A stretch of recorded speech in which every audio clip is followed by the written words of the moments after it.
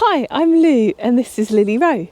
Thanks for tuning in to this recording from our live Q&A session on Zoom. We had a great time with those people who attended, chatting and exploring lots of Forest School topics, from how to communicate effectively the Forest School ethos so that you get the resources that you want, to nature connection, to tips for when you're first starting out on your Forest School journey. And there was lots of discussion and we had a good time, and we want to say a big thank you to everybody who came live, as well as to you for watching now on the recording. I've popped some timestamps in the description below so that you can find a particular question if you're looking for it. Hope you enjoy listening to our conversation.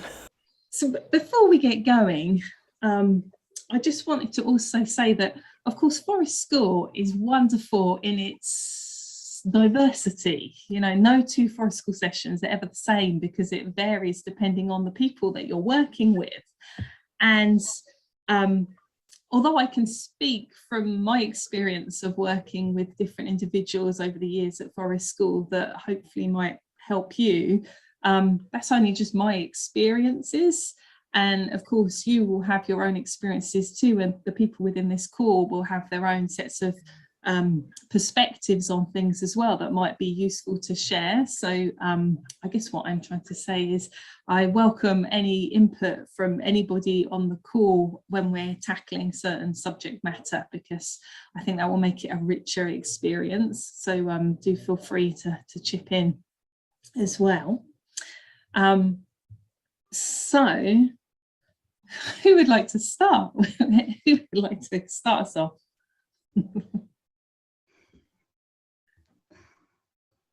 Suze, you look like you're moving to unmute. Yeah, I was. I haven't actually formulated a question. That would have been a good idea, but I do have things in mind. Okay, so yeah, mine is, so like I said, I'm kind of getting back into it after quite a good few years of not working. Well, working, but being a mum rather than my job. And so at the moment I'm working in a primary school and with nursery and reception, and I'm what I was used to doing in Forest School. I used to work in sort of therapeutic after school clubs, so I was working with a team of staff that were very therapeutically minded, that we all knew each other very well, and there was very clear like who was the leader, who was supporting, and we just worked very well together. And now I'm in an environment where I'm having different TAs supporting depending on who's in, what child needs one-to-one. So it's quite chaotic, and I feel, and I'm also used to having like another Forest School leader or someone that enjoys being in that setting, whereas at the moment it's me with kind of between 15 and 17 nursery or reception age children, and then a couple of TAs, generally 2, sometimes 3, but at least if there are 3, 2 of them are one-to-one. So I have another adult wandering around. But I suppose it's not resource. I've done that annoying thing of like not actually asking a question. But it feels like firefighting. It doesn't feel like I'm doing Forest School. It feels like I'm going against all the kind of ethos of Forest School, because I'm just trying to contain the chaos basically with children running off. Like the site's very safe. It's within the school grounds, which is great for early years. And it's amazing what they've done with the space. But it feels like this firefighting constantly. It doesn't feel like the Forest School that I'm kind of used to. So I suppose my question would be, you know, a few of you have said you're teachers, but just how to manage that when you don't necessarily have, and I know it would help if I had the same staff every week and the staff that really got the ethos, but I've got staff sort of threatening the children. You're gonna have to go in if you do that. Stop running, stop screaming. And I'm trying to say, no, like this is, who needs to scream? Hands up, right, let's go over here and we'll have a group scream kind of thing. But I'm battling against the culture of the school basically. So just, I don't know what people's experiences are, but it'd just be really helpful to hear how you work with that, because it's new. It's really new for me to be in this kind of culture. Anyway, that's very long, but I'm just putting it out there to all of you if anyone's got any wisdom, because it's hard. It's hardcore at the moment. Thank you. I was going to say that's a great one to start with, because I've found, well, pretty much with every forest school program I've been involved with, that's always been an issue in terms of communication with other staff in schools or in the settings that they're coming from. So I think that is quite a universal challenge, perhaps, for forest school leaders, that you're trying to operate on a certain ethos, a child-led ethos that might be very different to what the culture is in the school or the setting. So thank you for just getting out there and naming that one straight off. So do you have any scope to do any in-house training, for want of a better word? Like, is there any space where you could talk to the other staff or give them any pointers, explain the ethos to them? Well, I think the deputy head of this school is brilliant, and she's doing this training herself, and she's really set this up. So I think she's done quite a lot of work with the staff, but it's the TAs. There's quite a high turnover in the school. So I've only been there for 6 weeks, but that's my sense of it. It's quite a needy school. There's a lot of need. But yeah, I mean, that's definitely something to talk about. Maybe we could do something together. But it feels like everything I'm doing is like the opposite of what they're doing, and so it sort of feels like I can't actually get in. I can see the kids, like I'm really getting to know them, and I can see them being, certain kids playing with the water and mud and trying to adapt things for them. But just generally the kind of circle time and things like that, it feels very overwhelming, I think, at the moment. But yeah, I think it's about having, for me, I really want the same staff every week who want to be there as well. I think that's what I'm going to communicate. It's my last week now before half term, so I'm going to say this is what I think we need going forward. Because I think the school are really up for it. They're all very pleased that they've got this space and that it's being used now by me with the children. But it's just hard. I just forgot what it was like, really, to be in quite a chaotic environment. It's no fault of the school, it's just the way it is. But yeah, that's good. I didn't kind of think of maybe like getting the staff in for a day or a morning or something. I'm wondering if perhaps potentially you might, as the time goes on, you might get to know a couple of awesome parents that might be willing to come along and, help out as volunteers, if it's just for a couple of hours. And I'd just say as well, you're only 6 weeks into it. It's chaotic and it's not what you were used to. But again, you'll probably find some groove starting to happen after a while. And like with lots of people who start their forest school, sorry, I didn't say who I was in relation to everybody. I work with Lou sometimes, assisting her on training. So and I'm here just to say hi to everybody. And Lou, we've not been training because Lou had a baby. So I've been chomping at the bit to get back into forest school things.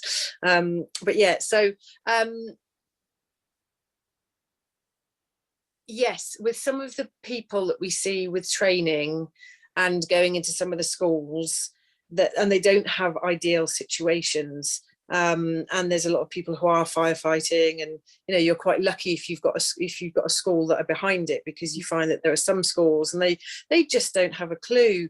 They've got no idea about what the ethos actually means, and they're trying to pack their 30 kids in and still have a forest school leader and maybe a TA. So again, I would just don't worry at the moment about not running perfect forest school. you know, and just know that you're, you know, well, okay, so where do I start with my changes? And okay, the school are on board, and then just think that, okay, you know, where would I like to be in 6 months from now, rather than running the perfect thing straight off. Yeah, that's just my. No, thank you. That's really helpful. The other thing I was going to say is with the staff who perhaps aren't on the same track as you, is if you can get to the situation first and model the language you want to use, and hopefully they'll see the effect of that language, and then at least, you know, they've seen that as a positive, you know, a positive outcome, and that it might just start to then become more of the culture, that is the language that we use here, rather than don't this, don't that, because it is very difficult. So I teach, I am employed full-time as a teacher, and one afternoon a week I take Forest School in Key Stage 1. So I have my teacher hat on, and I know in one of Lou's videos, you know, there was that sort of juxtaposition really of the different roles. I love it when I go out, because I sort of almost want to take my teacher hat off, and I love being outside and being with the children. I sit on the ground and we just do everything. I'm not the teacher at the front with the whiteboard anymore.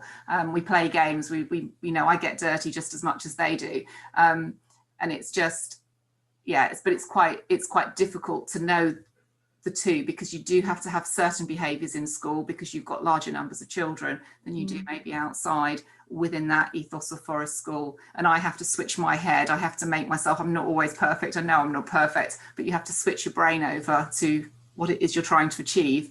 And I know I've changed my language quite a lot, and I'm lucky now. I've been in the same situation with loads of different people who didn't want to be there, people who wouldn't sit outside, wanted to take a chair out with them to sit on. But now I've actually sort of dug my heels in a little bit and said, actually, if we're going to do this properly, we need people who are interested, people who have a passion for it. And I've now got a trained assistant. Right. So we sort of hang in there, and, you know, and stick to what you want, and as long as people see the results. I think that's the thing. It's that persuasion, isn't it? What they want. I'm nowhere near qualified, but can I share what I feel that I would do in that situation? So there's probably 3 things that I would try and do. One thing that somebody suggested to me was to try and speak to the other adults beforehand, just to kind of set a few ground rules. But if you can't get them beforehand, I was thinking maybe at the beginning, if you go through rules, you could, with the children, discuss with them times that they find difficult and how they would want and how you would expect adults to kind of respond, so they're involved with it a little bit as well. I'm thinking, and I don't know a huge amount about the training, but isn't there a sort of a basic entry level training into understanding the ethos of Forest School that maybe a couple of the TAs could attend? I don't know whether that would help or not. That's my thoughts. I mean, there's the level 1 training as an introductory to Forest School, and the level 2 is the assistant level. But, you know, some schools might not have the budget or whatever to do that. So sometimes even doing something in-house, you as the leader, if you're able to get some space for the TAs. And something I've noticed, I would agree with the whole idea of what Helen was saying as well. It takes time, you know, to change the culture of how people work. It does take time, and it does take evidence sometimes of seeing how the children respond to things. And if you haven't already seen it, on one of the downloads that I put was about a guide for helpers. And I actually wrote that because I was in a similar situation to you, but it was a high school, and the TAs didn't understand it, and we didn't have any space to be able to talk to them at any other time. So I wrote that with and purposefully with like alternatives to what language you could use, and signposting to other things like nonviolent communication and things like that, so that they kind of understood, because yeah, we were getting a lot of like negative language and sanctions and stuff coming into it. So sometimes even a written form of communication might help. Thank you. This is really helpful.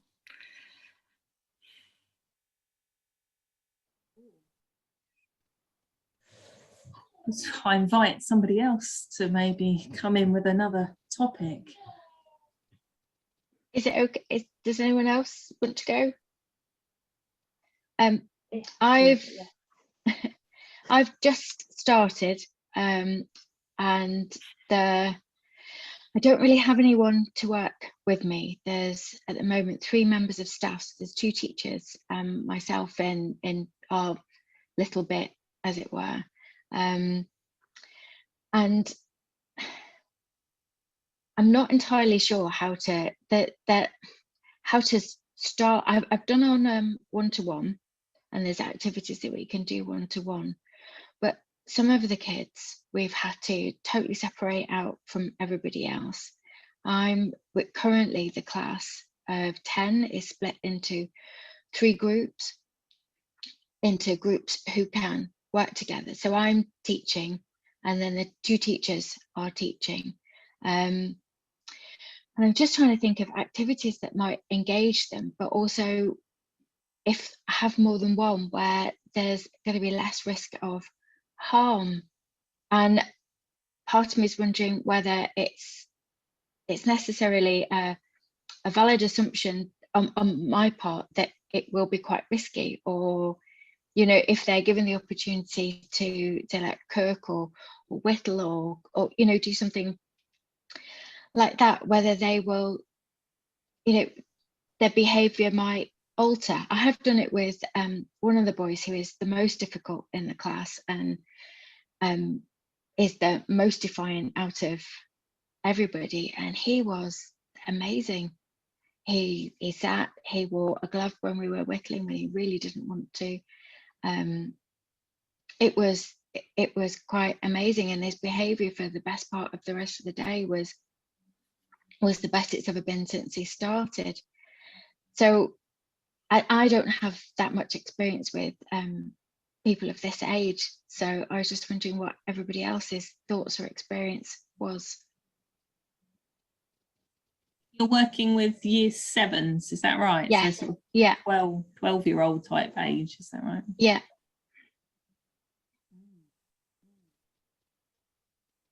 So because we've had a few emails, haven't we, Zoe, as well, Yes. about Yeah. things, and it sounds like they keep you on your toes. Yes, they do. And I guess as well, because you're working one-to-one sometimes, that's really tough, because part of Forest School and part of like the ethos of Forest School and how it kind of works with people is that community. To the moon, yeah, exactly. And if it's just you and a kid, that can be really challenging, I think, to get that element of community into it. But of course, I understand, if there are safety concerns or if they trigger each other, then there's that thing to balance as well. So can I ask, do you feel supported by the management of the school? I mean, is there scope to get more resources, is what I'm wondering, basically, or at the moment there isn't the staff. Part of the problem I think might be is that they have, when I started, I've got literally half an hour on the timetable, and they want me to do Forest School activities in that half an hour. And I have explained, the reasons for needing longer, but also that if we want to do some of the other things that the boys might initially find more engaging, that the ratios have got to be higher.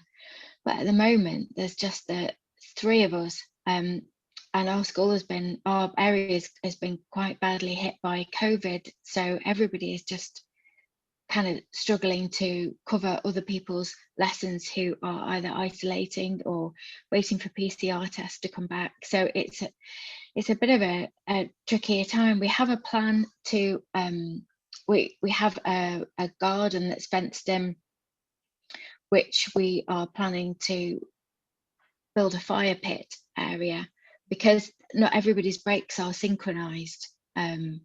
I didn't really want to have any cooking on the grounds that then were also accessed by year 11 boys. And there are also, because there's a year 11 pathway for the similar children to the ones I'm working with. So that's all, for instance. So that would be safe. So we're going to build that out dig that all out as a project. But yeah, I think probably sometimes at least 1-to-1 or 2 or 1-to-2 is necessary. And at the minute there isn't the staff, because they do trigger each other quite. Yeah. Half an hour, that's I know. nothing. I know, it can take that to get them outside and Yeah. not fighting and arguing whether or not they're going to wear a coat. I mean, I understand there's limitations at the moment in COVID restrictions and things. Is there any scope in the I guess what I'm getting at is this it in terms of resources and time frame, or is there scope for maybe getting more time for the sessions, some more resources in the future, do you think? They have said that I could have more time, but at the minute it hasn't happened that way. I have planned a session, and then the day has ended in such a way, or has gone in such a way that it's been necessary to split people up, which means that then that session doesn't go ahead and groups are changed. So and the forest school is very new to them, so maybe it's a conversation to be had with management about. I have had a conversation about expectations, but their knowledge of what it is limited. And they also work with a reward scheme. So they have something called dojos. So they put dojos on and take dojos off. When I did this activity with them, first activity with this one boy, I explained to him that we didn't do that at forest school. But because they are so plugged into this dojos, I asked him if he would like an A2L score for the session, and he said yes. So kind of so they're quite plugged into that in terms of using the dojos to manage and control behavior, which has its limits, doesn't it? And just this is a mainstream high school, and it's an alternative provision within a mainstream school. Yes. Okay. I mean, I think if I was in your situation, yeah, I'd try to get a conversation with some of the school management. I think it sounds like maybe they've heard of Forest School and think it sounds good, perhaps, but perhaps they don't fully understand what it needs to be effective. Because I mean, particularly when you're working with more vulnerable or more complex needs individuals, it takes time to build a relationship, and it takes time to build trust, because often when children exhibit challenging behavior, it's because of their previous life experience, and often adults don't sit very well in their previous life experience, and so you really need that time to build up that trusting relationship. And if you've only got half an hour each session, that's going to be really, really tricky. So that's one thing I would try to do, is try to communicate more fully, if possible. I know that's sometimes not possible, but I mean, working with what you've got at the moment, I'm not sure I would even try to do Forest School in these half an hour blocks. Maybe you could still do some good outdoor stuff, but maybe focus on skills, or like bushcrafty type skills, maybe if the lads are into that, or crafty things, or nature conservation-y things. Actually, in my experience, right, that age group as well, I found that age group sometimes surprising in that if you do get them to a point of play, sometimes they sort of want to revisit more what we might associate with the younger age groups play. I've certainly had year 6s and 7s kind of, deep in the mud, experiencing mud, almost like you might expect in early years or key stage 1 child. So sometimes I think it's not, we don't want to put any assumptions on perhaps their play as to what they might like to get to, but in half an hour you might not get to a state of play because of the limits on time. And it's also a challenge because they come dressed in their school uniform, and I have asked for old clothes to be sent in, but then half an hour you might get them out of their uniforms into their old clothes, and you might get partway down to where the field is and the meadows at the bottom. It's the fact that they don't come dressed for it either. So you don't want to send them home, with like expensive blazers and trousers, totally trash because they've been with me. So yeah, I think we need to have a proper chat about the challenges that we've got currently and how we're going to overcome them to start off with. Zoe, can I ask about the half an hour? Have they given that as a time because they don't want lessons to be, is that like a break time, or is that like, I'm just curious to know what the kind of rationale is from management that that's all you have.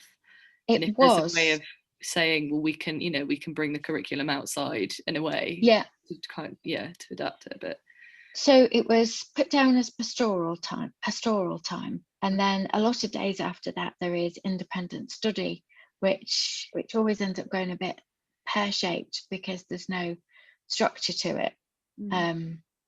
Not for everybody, but for some people, they find that it's quite challenging, I think, for them to manage their behaviour when there's less structure. So there is the time, but then there's not the human resources always, and the weather hasn't been great, and often they don't come with a coat. I've managed to source a few coats from their PE department. They're just old training hoodies.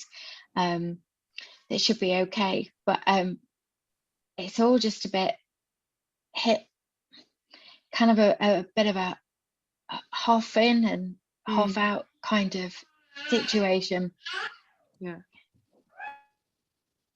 It's the commitment needed really from management level, isn't it? To really say, like, here we go, this is the time, and use it. Yeah, half an hour. That must be really hard. Yeah, it's and some days it doesn't happen. So yeah, but okay. So Zoe, you weren't employed as a forest school leader though, you were employed as an LSA. I was. And then they found out you had the forest school side to your string to your bow, as it were, and jumped on it. Yes. So they knew that been thought through. No. Has it? I think it's brilliant. You've obviously given it a great go, and I mean, I get children change, but we take about 15 minutes sometimes. I've told them got to get down to 10 minutes, to before we get outside. Otherwise, they lose the time they really enjoy outside. But I know senior leadership, if you go with a problem, they often just haven't got, don't want to listen to problems. They want to listen to solutions. So perhaps having thought it through, if you can come up with a bit of a solution, and say, I think it would be better if, at least you're bringing something to the table that they might say yes to, or they might say, no, we'll do it this way, and it still might be an improvement on what you've got. The other thing is, if you're allowed volunteers, get a governor to come and help you. Let the governor see what's going on. Oh, that's a good idea. Yeah, I've had governors in helping me before in the past. Just put a call out, come and see what we're doing. You know, obviously it's got to go through leadership as well. But if the governors like what they're seeing, then they've got to say then on funding and budget, or, you know, sourcing things from other places, grants from businesses that they know that might fund you with some waterproof clothing, or, you know, things like that could go over their uniform. Yeah, that's a good idea. Thank you.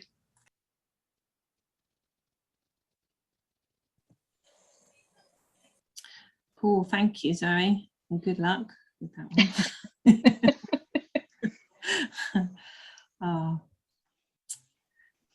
one. Who would like to? I have a couple of questions, so if I can pop one in. So yeah, Lou, this is really for you.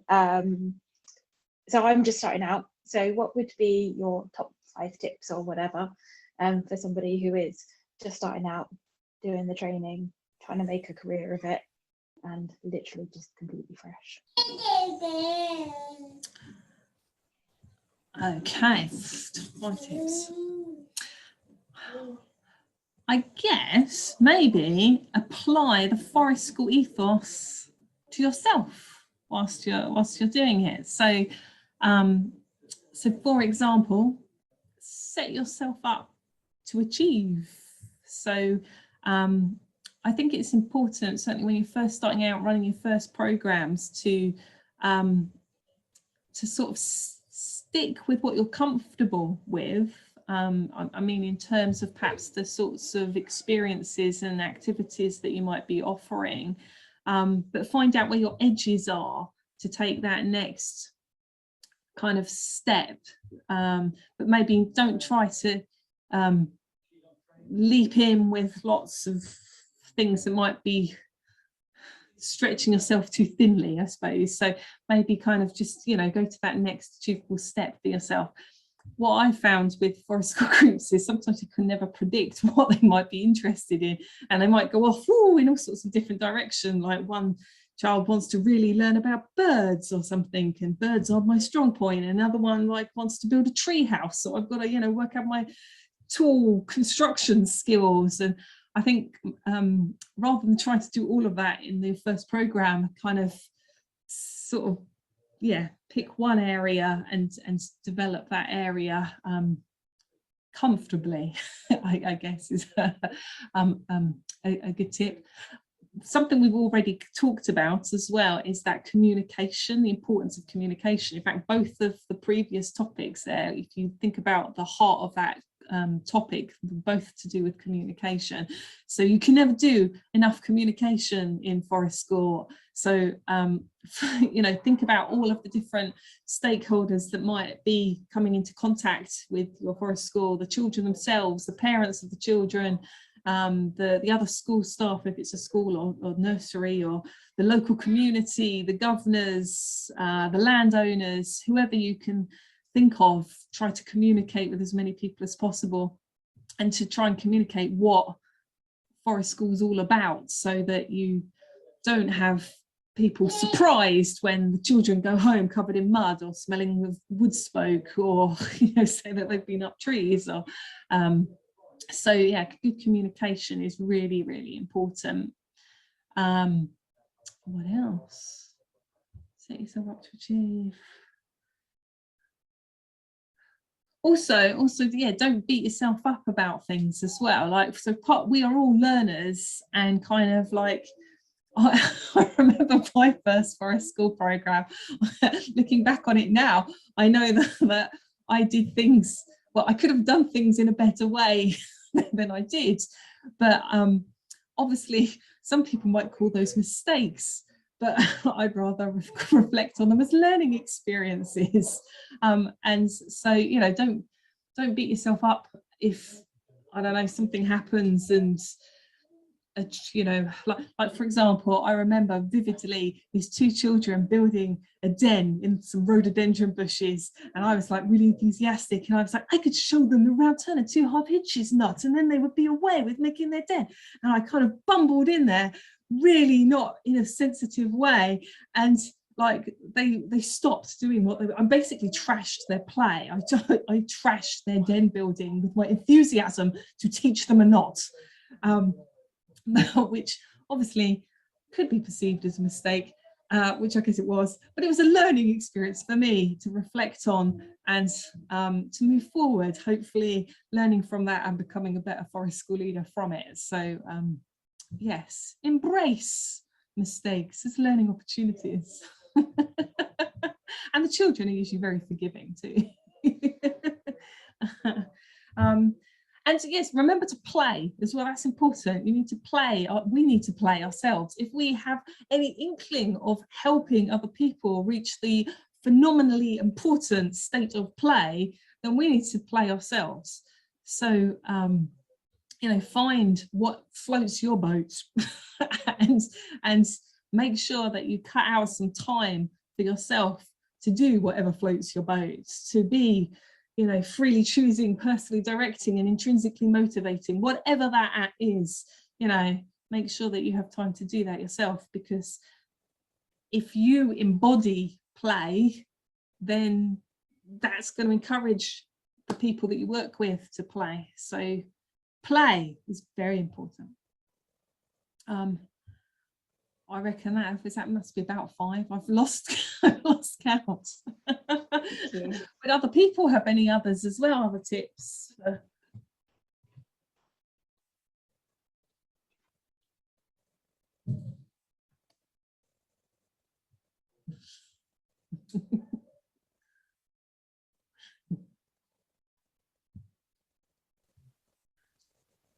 Silence. Okay. Hi. Well, mine kind of leads on from this because obviously I'm new. I'm starting this up myself. My husband at the moment, our long-term plan is for him to come and help with me, you know, and work with me. But at the moment, it's just me.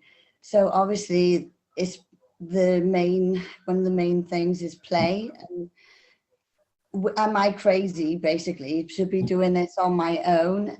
Am I able to do it? Will I be not able to enjoy it and lead a successful session? You know, if I'm on my own, will I be swamped? Or, you know, or should I look at getting help before I start? And, you know, I want to start on the right foot. I don't want to start and think, oh my God, I've taken on too much. I'm on my own, because obviously I want to do activities. I want it to be a lot, you know, free play, you know, a lot, but I do want to bring in activities, and I want to do it like under 5, but parents stay, like a kindergarten thing, like a nature play thing. But so I don't know, do I need help? You know, I just don't know. In my head, I was thinking before I'd done the training, but then when I'd done the training, I was thinking, oh my God, this is a really good idea, because I loved it all myself. And like you said, you do it for adults as well. So it's really enjoyable as an adult to do it. So if the children have a parent with them, which they will, obviously that parent is able to, will they be included in the ratio, you know, the ratio of the adults to the children then? That's what I want. I know it's a couple of questions in one.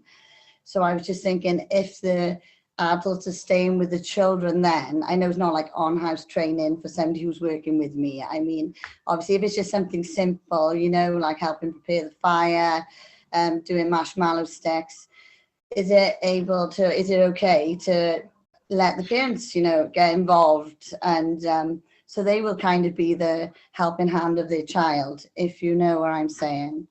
Or would I still need to have a help with me anyway? So yes, that's basically it. Yeah, thank you. So something that kind of struck me immediately is you need to make sure that you, I guess, protect yourself in terms of if there was an emergency or an accident. So something you need to think about is, if you were there just on your own and say, I mean, hopefully this would never happen, but you know, if there was a first aid situation, and you're there on your own, is there anybody else there who knows what to do in that situation? So I mean, I've done my first aid training, obviously, but then obviously if I was to be tending to that, the other parents would still be there with their own child. Do you get what I'm saying? Or does it have to be, do they be included in the numbers, or do I have to have myself qualified as a level 3 and I still also need additional helpers as well? So I'm not, I wasn't sure how it worked. Yeah, so I would always recommend my students to have at least one other person, even if you have got parents there, again, just for that emergency situation. Obviously I don't know your site, because there is, obviously it might vary from site to site, but say there was a first aid thing and you were dealing with a first aid casualty, the other person might have to run to the nearest landline or go and meet an ambulance, and there's those sides of things to think about. Of course, that second person doesn't necessarily need to be a paid member of staff. It could be a regular volunteer that has undergone forest school training, or you've provided good in-house knowledge. So that would be my recommendation. And in many ways as well, running like a parent toddler group presents its own challenges as well, in my experience, because it does depend on the adults that you have, but having the parents there adds a whole extra dynamic that you don't get when it's just the children on their own, because sometimes the parents might have their own expectations of how to do things, and they might do things in a different way that you would be happy for them to do.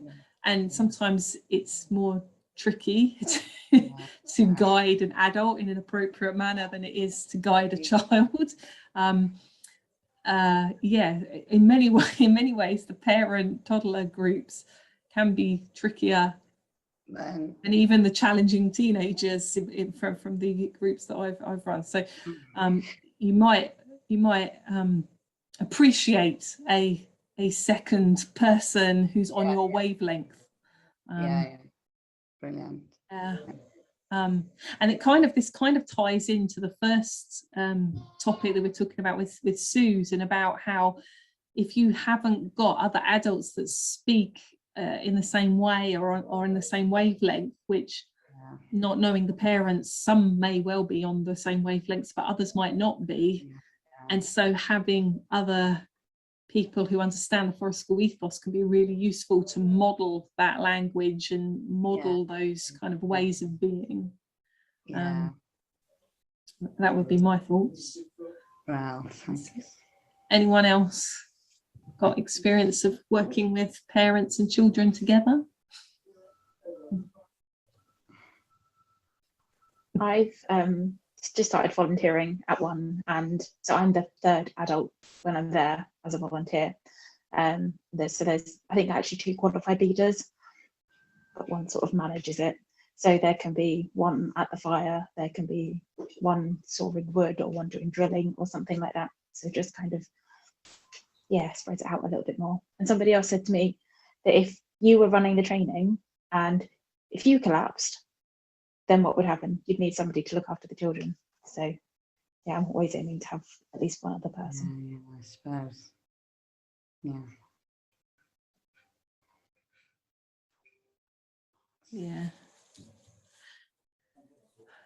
Cool. Thanks. Can I squeeze a quick one at the end? Yeah, go for it, Helen. Not about people so much now, but we have a school field with a little wilder area at one end, and the children can go up under trees at the side of the field. So it's a multi-purpose space. It's for sports day, it's for PE lessons. We've got growing beds down one side. But we've tried to make it, when we go up, we sort of have a little routine now where we look for something that we find interesting. We've just started that this term to try and make it different from going up there for PE or other outdoor learning that they might do. But the site is limited in that there's one tree that they can just about climb.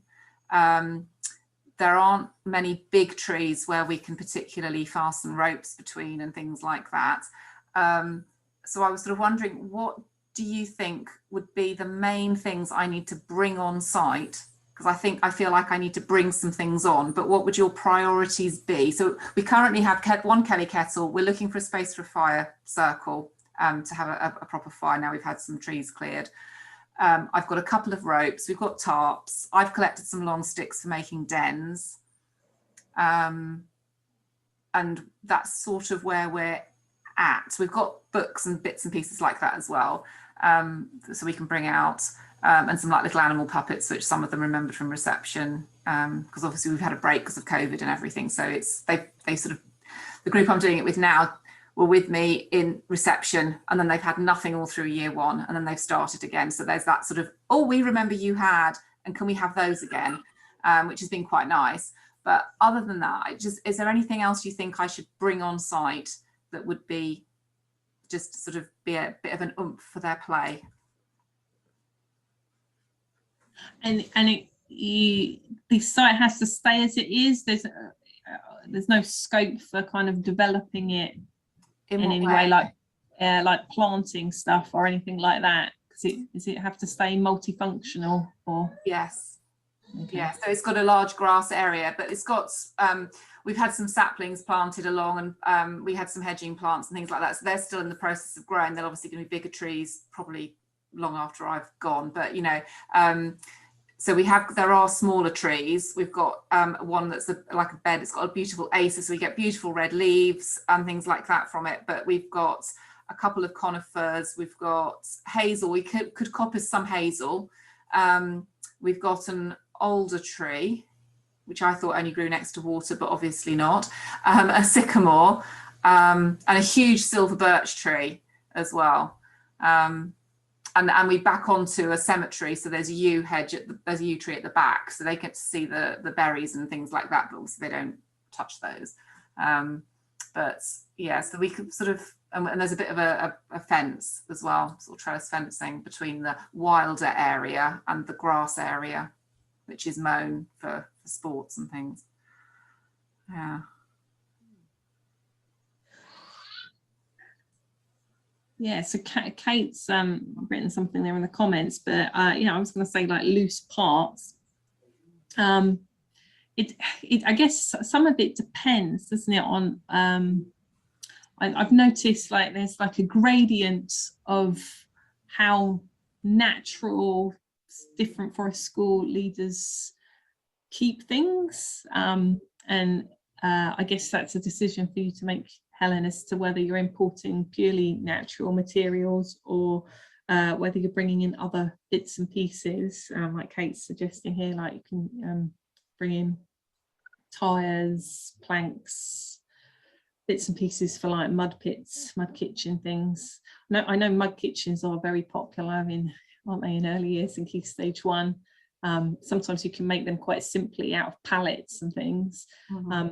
I know when I've worked in, well, this was with older kids actually, but pallets can be really, really useful for a whole wealth of different things. Like we had the teenagers making, tree houses and swings and stuff with pallets. Again, I'm assuming that you've got zero or limited budget here, and so pallets are things you can get for free, but they, can make all sorts of things with them. But then some people might not like those because they're not completely natural. But yeah, going down the loose parts kind of avenue, I think is is a good tip there. So in different times of year, obviously in the autumn time there might be also different like seeds and cones and things like that as well to add to the loose parts. It sounds like you've been doing a lot by bringing in the poles and bits and pieces. Yeah, they've enjoyed doing. We started doing dens. I have tried to sort of go. Before I was doing this, I ended up doing everybody else's outdoor learning, so it was curriculum linked, and it wasn't how I wanted it to be. So because of COVID, one of the advantages of COVID was that it broke the cycle. So when I went back and we had a new head teacher, I was able to say, look, this has got to be different. So I'm actually getting used to a new way of working now. I've got my assistant as well, which is brilliant. and seeing how the children play. And it is different because they've had different experiences. So you know, we're sort of learning together. They're learning to play again in groups, and sort of having those closer relationships, which is really nice to see. They started climbing the tree. We've had a lot of playing home, making dens using the tree as the home. We've had some girls making like a home area, which is what I used to do as a kid, you know, sweeping the floor with the bits of stick and everything, and, you know, an old tree stump with little plates of leaves and things like that. So we made, we used the pine needles and leaves, and we knit, sort of sewed them together with the needles, and we made bunting to decorate their home. We've had them sitting on a log pretending it's the car driving home. It's been a lot of that sort of role play that they've chosen to do outside, which I was a bit taken aback by, because I hadn't seen that before in the other sessions that I'd done. But so I was thinking logs as well, but it's, yeah, I hadn't thought about tyres, so I might look into that. As you say, budget's tight, so that would be good. Yeah, thank you. I know in the past certain schools, when they were wanting more materials, they put a shout out to parents to see if anyone was like, you know, like tree surgeons or rangers or something that could import materials and things. So maybe you might get extra materials. Sometimes you might get a friendly person with a chainsaw that might kind of slice up logs, so you get the big tree cookie disc things and things like that. You know, you get different things in different shapes, maybe half rounds.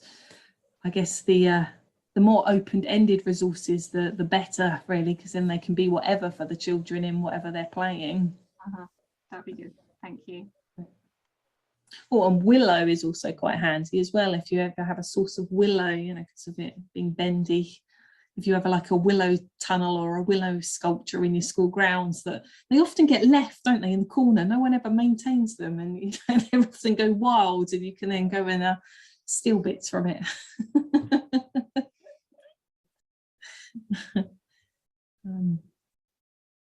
Cool. Could I squeeze in another question as well, or are we running short on time? I did originally say an hour, but should we say the last one, if that's... Thank you. Hopefully it'll be reasonably quick. See, I'm trying to get my head around the key principles of forest school, and the one I'm struggling to comprehend is connection to nature, what it looks like, how to do it, how you know it's happened. So what does connection to nature mean to you? Okay. I'll try and be sure. Okay, yes, so this fits into the principle, like the woodland, the nature principle of forest school, yeah, where it says that forest school takes place ideally in a woodland, but my personal take is that it can take place in any natural space. And I think the wording in the principle is a bit of like a test, it's to build a relationship between the natural space and the learner. I think it's worded in that frame. So as I mentioned in one of my videos, like I believe that word relationship means that we should be facilitating nature connection rather than just contact with nature. And of course, connection, the word connection will mean different things to different people, and people will have different perceptions as to what that kind of looks like. So to me, connection is when it's kind of sorry, Lily-Roe's getting a bit grumpy upstairs. You might hear her in the background. Oh. Yeah, it's when it involves the whole self in that relationship. So as a comparison, so say I was doing some outdoor learning, we were going to go do a science lesson about I don't know, mini beast species that live in different places.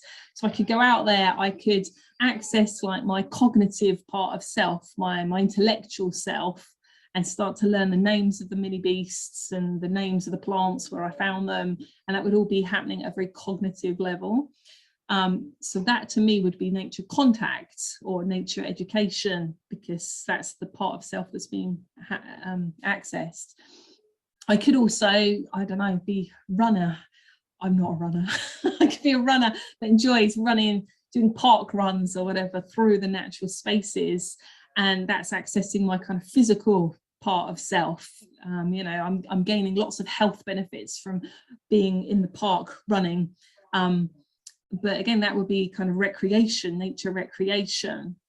So to me, nature connection is when you've got all of the parts of self. So as well as the physical parts and the intellectual parts, we've also got the emotional parts of ourselves and spiritual parts of ourselves as well. And so when all four of those parts of self are involved with the relationship with the nature, whatever nature, and when I say nature, it doesn't necessarily need to be living things. It could be rocks and water and rivers as well. Like me and Lily-Roe had some awesome connective experiences with stones and the sea today, and we saw this amazing rainbow. It was just perfect. We did get very wet, but it was worth it. So it's about engaging the whole self, and I think we are starting to see more awareness of nature connection coming in. There's a lot of things that are recognizing those emotional and mental health benefits or well-being benefits of being in nature, like forest bathing and mindfulness and things like that. And I think these, although they've got different labels, in some ways they are kind of recognizing that nature connection rather than just the contact with nature. So it's, I guess it's like developing empathy, or empathy is definitely part of nature connection. If you're interested in nature connection, though, do check out John Young. If you haven't already checked out John Young, he's worth checking out. Go see John Young, he's a cool dude. There are lots and lots and lots of YouTube videos of him talking in various places. And him and his friends wrote a book called Coyote's Guide to Connecting with Nature. And basically John has spent his whole life, his whole working life, like the last 40 years, traveling around the world talking to different indigenous peoples, trying to work out why some people are more nature connected than others, and basically kind of collecting these indigenous wisdoms from different places. And over the years, he's kind of arranged them into a map that is called the 8 Shields, which is basically the 8 directions, but he's used it as a framework, if you like, to house this wisdom that he's collected. And he's kind of found a way to repair our broken culture, if you like, using nature connected practices and true wisdom from indigenous peoples, basically. So if you're interested in nature connection, then John Young and 8 Shields would be the place to look. And yes, it's very greedy. Does that help? But yes, I'm glad you asked that question at the end, because like I want to try and facilitate in whatever way I can, in whatever small way I can, get more forest schooly people into the nature connection-y grooviness, because I think we're very well placed as forest school leaders to do that. But depending on where people are kind of coming from and kind of their previous experience, not all forest school will necessarily be nature connection. It might be nature contact. Not that there's anything wrong with nature contact, that's good stuff too. It's just something different to the nature connection. And I think the word relationship in the forest school principle means that we should be doing nature connection. Steph, are you waving? I'm waving. Yeah, I was just going to say, are those videos still up that you did the other for lockdown when we did the nature connection things that had activities for people to try in the woods that Kate could go and look at and have a go at and start, you know, it's half of understanding what nature connection is by doing it yourself and getting the understanding. and then telling a group of other people who are also getting nature connected what you've been doing, and then you get all excited together, and it's all and then nature connection starts working. If that might not make sense, but yeah, I'd get out and do some sit spots and barefoot walking and other things, looking closely at stuff. Yeah, definitely. Thank you, Steph. I tell you what, I have got in. I did a video series, a series of 6. That's like an introduction to forest school. That was meant to be like an experiential version of trying to explain what forest school is on my channel. The second video in that series is like a nature connection session, so that one might be worth checking out. It's like invites people to go out into a space, and yeah, we go through like sit spots and owl eyes and stuff like that. So that might be a place to experience some activities. Yeah, that's perfect. Thank you. So we are a little bit over time. I apologise. I could have predicted that though, because timekeeping is not one of my gifts. But thank you ever so much, everybody, for being here and for contributing. And it's been quite a rich experience hearing what everybody's been up to and sharing, and it makes me smile and happy to know that there are people like you out there doing groovy forest school stuff, you know, and getting people outside, and yeah, even though there are challenges, which, you know, we've heard some of those today, and you know, it can be very frustrating that people just don't get it, and they're telling children to get out the muds and put the sticks down. Keep going, keep kind of, you know, ticking over and sowing little seeds into other people's minds, just to get them to think and maybe want to explore forest school things in different ways. So thank you for doing that and doing all the groovy forest school things. It's been lovely to see some of your faces. Thank you. Hey, thanks, Lou. Yeah, thank you. Do you have any tips on any of the topics we discussed in this session? Do let us know in the comment section below. If you've enjoyed this video, do give us a thumbs up and consider subscribing to our channel so that you can join us in the woods or online, in this case, next time. And thanks for watching. Q&A for Forest School. Thanks for joining us and being cool. We've enjoyed exploring these and hope they help when you next head to the trees. Bye-bye. Bye-bye.